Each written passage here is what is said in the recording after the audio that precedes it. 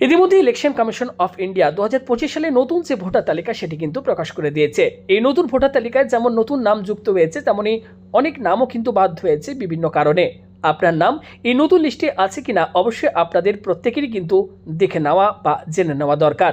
সবার প্রথম গুগলে গিয়ে সার্চ করবেন ভোটার লিস্ট 2025। এরপর আপনার কাছে অপশন আসবে সিইও ওয়েস্ট বেঙ্গল, এখানে আপনারা জাস্ট একবার ক্লিক করবেন। এরপর নিচের দিকে আসলে এখানে অপশন পেয়ে যাবেন ইলেক্টরস, এখানে একবার ক্লিক করবেন।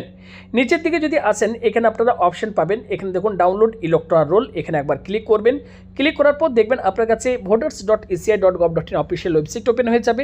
এরপর এখানে আপনি স্টেট চুজ করবেন। এরপর আপনার যে ডিস্ট্রিক্ট সেই ডিস্ট্রিক্ট এখান থেকে সিলেক্ট করে নেবেন। অ্যাসেম্বলি কনস্টিটিউয়েন্সির নাম এখান থেকে আপনারা সিলেক্ট করবেন। আপনি লিস্ট ইংরেজিতে নাকি হিন্দিতে আপনি ডাউনলোড করতে চাইছেন সেটা এখানে সিলেক্ট করবেন।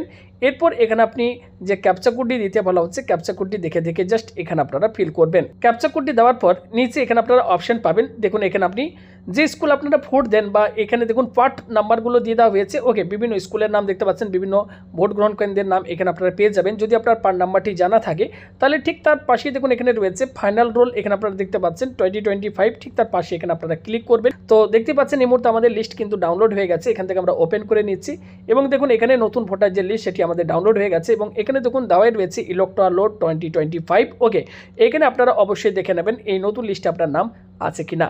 এবং ভিডিওটি ভালো লাগলে লাইক করে ভিডিওটি প্রচুর পরিমাণে শেয়ার করবেন এবং আমাদের রাজ্যের কোথা থেকে ভিডিওটি দেখছেন কমেন্ট করে জানাবেন।